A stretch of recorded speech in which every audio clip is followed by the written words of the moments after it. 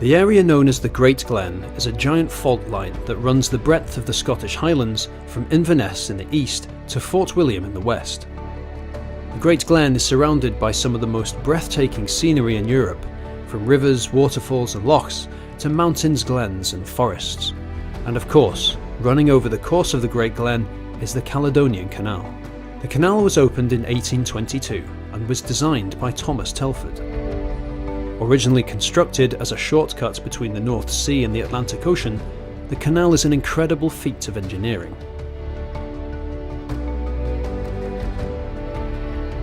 Nowadays, fishing boats and ocean-going yachts still use the canal, but today's traffic is mostly cruisers. The canal is 60 miles long, 38 of which are in Loch Ness, Loch Oich and Loch Lochy. Loch Ness, the most famous of the three, itself is 23 miles long and over 700 feet deep. It contains more water than all the rivers and lakes in England and Wales combined. The legend of the monster, or Nessie as the locals affectionately know her, began when St. Columba witnessed a serpent-like creature attacking one of his monks in the 6th century. The legend is incredible, and so are the amount of sightings, so make sure you keep your eyes peeled. Urquhart Castle stands roughly 2/3 of the way along Loch Ness. This romantic ruin is steeped in history and was once held by Robert the Bruce during his long campaign for independence. Make sure you visit the new exhibition centre to find out more.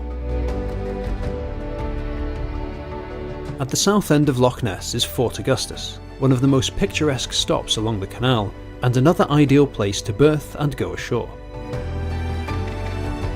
As its name suggests, Fort Augustus is associated with Scotland's martial past, but an old Benedictine abbey now sits on its location where an old fort was blown up by Bonnie Prince Charlie's Jacobites. Fort Augustus has some great museums, attractions and eateries. One of the village's most famous features is the lock system, which lies at the heart of Fort Augustus. Travelling on through Fort Augustus, you will pass through some incredible scenery and on towards Loch Oich. The woody shores are great to explore, and there is a lovely country house complete with its own jetty that makes an ideal location for afternoon tea or an evening meal.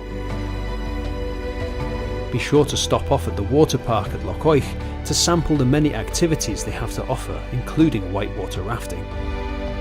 Along the rest of your trip on the canal, you will pass bridges and go through locks, both of which are operated by friendly keepers, making them easy to navigate. There are excellent moorings, berths and jetties along the way for you to stop at and go ashore and explore the local area, where you will find more picturesque Highland villages, visitor centres and attractions, historic monuments, wonderful walks and a fine selection of quality restaurants, making the Great Glen and the Caledonian Canal an ideal location for a family holiday.